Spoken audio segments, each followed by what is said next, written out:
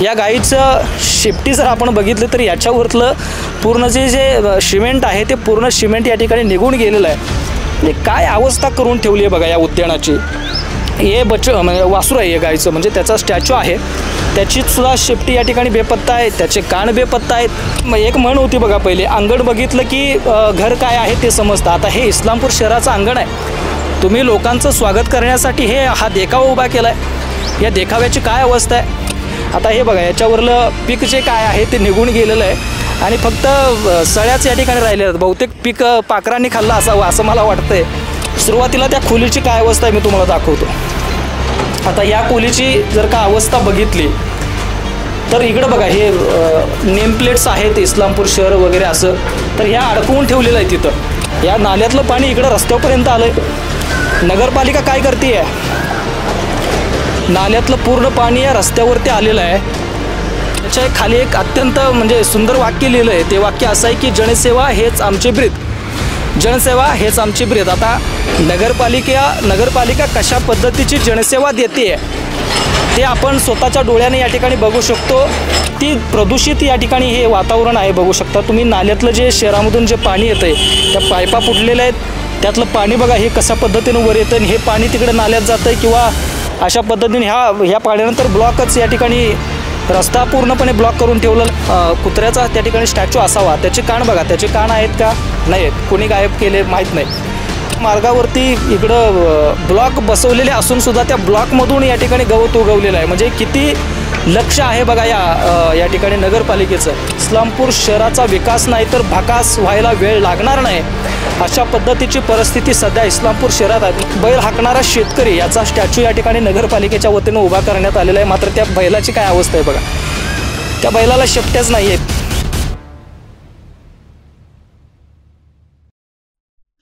सांगली जिल्ह्यामध्ये ज्या पद्धतीनं सांगली असेल, मिरज असेल, कुपवाड महानगरपालिका असेल, जत, खानापूर, आटपाडी, तासगाव, कवठेमंकाळ, ज्या पद्धतीनं ही सगळी शहरे अत्यंत महत्त्वाची आहेत, त्याच पद्धतीनं वाळवा तालुक्यामध्ये असणारं इस्लामपूर शहर हे देखील अत्यंत महत्त्वाचं आहे।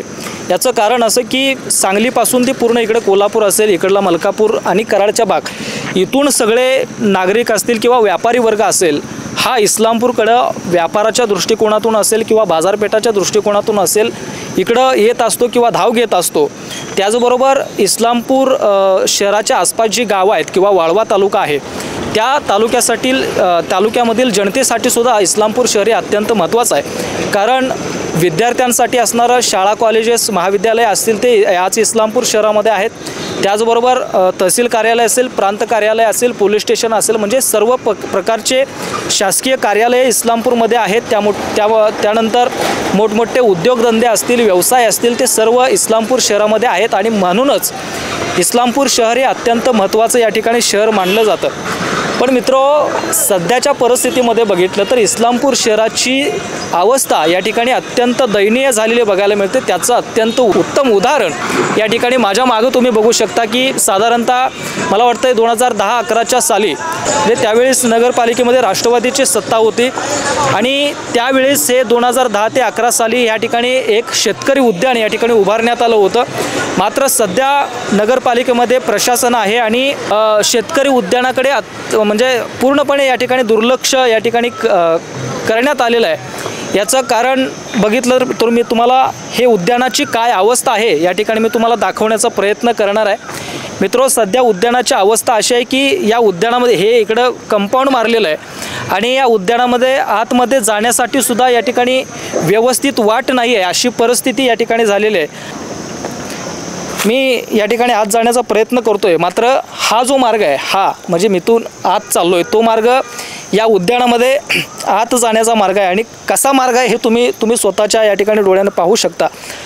आता हा जो मार्ग आहे तो आतमध्ये जातोय आणि इकडं बघितलं तर या मार्गावरती इकडं ब्लॉक बसवलेले असून सुद्धा त्या ब्लॉकमधून या ठिकाणी गवत उगवलेलं आहे। म्हणजे किती लक्ष आहे बघा या ठिकाणी नगरपालिकेचं, ब्लॉकमधून गवत उगवलं आहे। म्हणजे अशा पद्धतीची अवस्था या नगरपालिकेचं पूर्णपणे दुर्लक्ष या ठिकाणी या उद्यानावरती आहे। या गेटमधून मी सध्या आत चाललो आहे आता इथं बघितलं तर इथून हे उद्यान या ठिकाणी सुरुवात होते. इकडं स्टॅच्यू उभारलेले आहेत. आता हे बघितलं तर एक स्टोर रूम किंवा नेमकं काय आहे मला पण सध्या माहीत नाही, पण एक खोली आहे. सुरुवातीला त्या खोलीची काय अवस्था आहे मी तुम्हाला दाखवतो.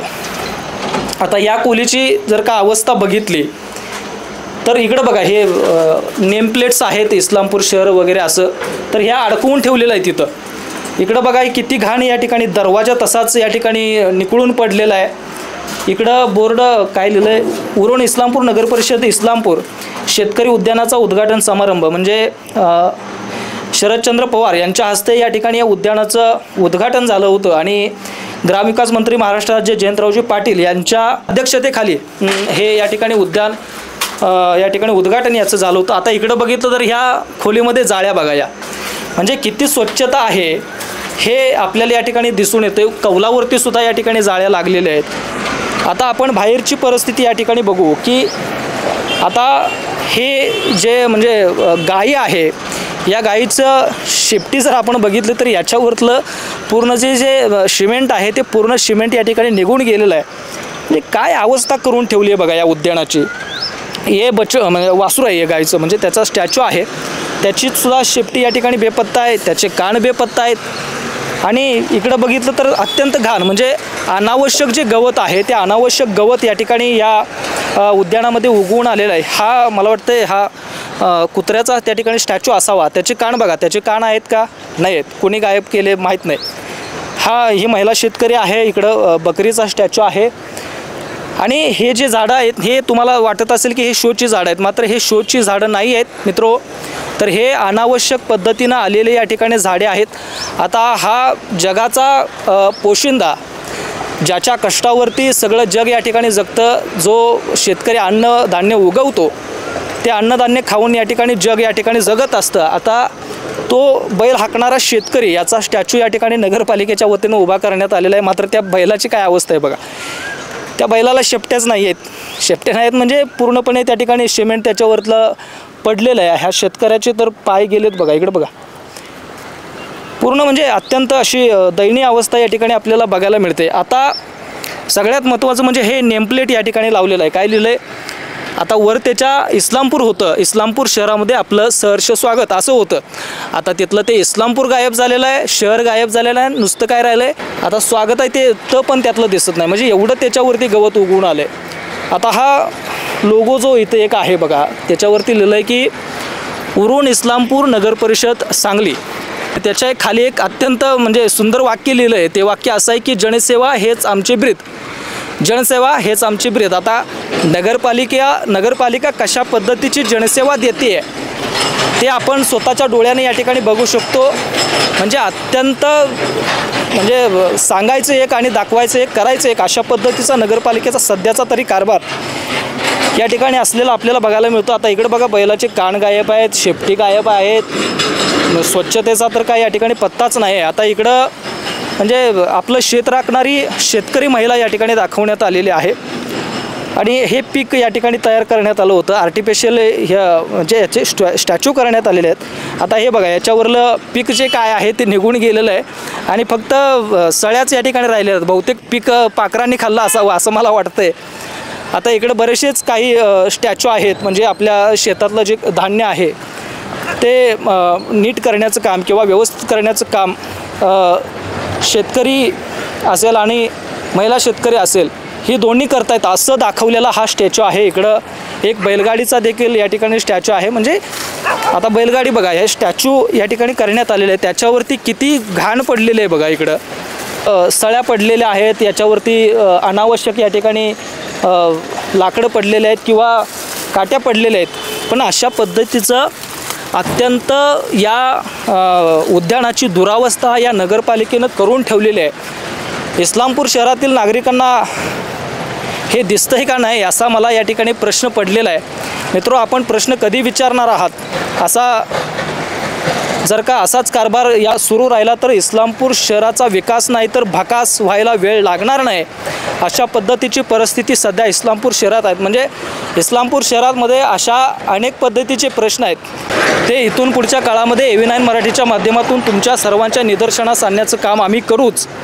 मात्र मी प्रशासनाला विनंती करू इच्छितो की इस्लामपूर शहराच्या सौंदर्यामध्ये भाग पाडणारं जे उद्यान आहे त्या उद्यानाची किमान डागडुजी करा। आता डागडुजी करण्यासारखं यामध्ये काही राहिलेलं नाही, हे संपूर्ण या ठिकाणी नवीन करावं लागेल। मात्र किमान डागडुजी तरी करा ना, डागडुजी तरी करा। कारण का इकडून सांगलीकडून जे येणारे लोक आहेत, म्हणजे इस्लामपूर शहरामध्ये जे प्रवेश करणारी लोक आहेत, म्हणजे एक म्हण होती बघा, पहिले अंगण बघितलं की घर काय आहे ते समजतं। आता हे इस्लामपूर शहराचं अंगण आहे, तुम्ही लोकांचं स्वागत करण्यासाठी हा देखावा उभा केला आहे। या देखाव्याची काय अवस्था आहे, म्हणजे समजा बाहेरच्या नागरिकांनी येऊन जर का हे अवस्था बघितली तर अंगणाचीच अवस्था असेल तर मग शहराची, आपल्या घराची काय अवस्था असेल, हा प्रश्न पडणं हे साहजिक आहे। त्यामुळं हे बघा सगळे आता काटे वगैरे घुसलेलेत पाय। त्यामुळं मी इस्लामपूर नगरपालिकेला या ठिकाणी विनंती करू इच्छितो की त्यांनी किमान या उद्यानाकडे त्यांनी लक्ष द्यावं, त्याची डागडुजी किमान या ठिकाणी करावी। स्वच्छतेचा तर बिलकुल काही नावच नाही आहे, स्वच्छता राहू दे, पण आत येण्यासाठी सुद्धा त्या ठिकाणी मार्ग ब्लॉक आहे। ब्लॉक म्हणजे गवतानं त्या ठिकाणी तो मार्ग, त्याच्यावरती गवत उगवले आहेत। म्हणजे अशा पद्धतीचा विकास या आपल्या शहराचा नगरपालिकेनं करून ठेवलेला आहे। आता सध्या शहरामध्ये प्रशासन आहे, मात्र त्या प्रशासनाचं कितपत या इस्लामपूर शहरावरती लक्ष आहे, हा प्रश्न इस्लामपूर शहरातील नागरिकांनी या ठिकाणी विचारला गेला पाहिजे किंवा प्रशासनाला जाब विचारला पाहिजे। हे बघा काय आहे, नेमकं कशा पद्धतीचं या ठिकाणी भौगोलिक वातावरण किंवा परिस्थिती आहे आपण बघू शकतो। आता या आता इकडं बघा, तुम्हाला दाखवतो, इथंच दुसरा एक विषय आहे। हे जे उद्यान आहे त्या उद्यानाच्या एक 20 ते 30 फूट बाजूलाच एक स्मशानभूमी या ठिकाणी 50 फुटाच्या अंतरावरती आहेच। मात्र हा किती इस्लामपूर शहरातील किती प्रदूषित या ठिकाणी हे वातावरण आहे बघू शकता तुम्ही। नाल्यातलं जे शहरामधून जे पाणी येतं आहे, त्या पायपा फुटलेल्या आहेत, त्यातलं पाणी बघा हे कशा पद्धतीने वर येतं आणि हे पाणी तिकडे नाल्यात जातं आहे किंवा अशा पद्धतीने ह्या पाण्यानंतर ब्लॉकच या ठिकाणी रस्ता पूर्णपणे ब्लॉक करून ठेवलेला आहे। हा बघा, हा नाला इकडं आहे ना, या नाल्यातलं पाणी इकडं रस्त्यापर्यंत आलं आहे। नगरपालिका काय करते आहे, नाल्यातलं पूर्ण पाणी या रस्त्यावरती आलेलं आहे। म्हणजे नगरपालिकेचं कितपत लक्ष या शहरावरती आहे, हा प्रश्न या ठिकाणी निर्माण झालेला आहे। मित्रो किंवा इस्लामपूर शहरातील नागरिकांना मी विनंती करू इच्छितो की ह्या ज्या सगळ्या गोष्टी आहेत त्याचा जाब आपण कधी विचारणार आहोत। मित्रो, AV9 मराठीच्या माध्यमातून इस्लामपूरमध्ये शहरामध्ये ज्या अशा पद्धतीच्या गोष्टी आहेत त्या सगळ्या तुमच्या समोर आणण्याचं काम आम्ही येणाऱ्या काळामध्ये करू। मात्र जाता जाता या ठिकाणी मी विनंती करतो नगरपालिकेला का हे जे उद्यान आहे, इस्लामपूर शहराच्या विकासामध्ये किंवा त्याच्या सौंदर्यामध्ये भर पाडणारं उद्यान आहे, त्याची डागडुजी तुम्ही करावी, त्याच्यावरती लक्ष द्यावं, एवढं या पद्धतीचं आव्हान मी इस्लामपूर नगरपालिकेला करू इच्छितो।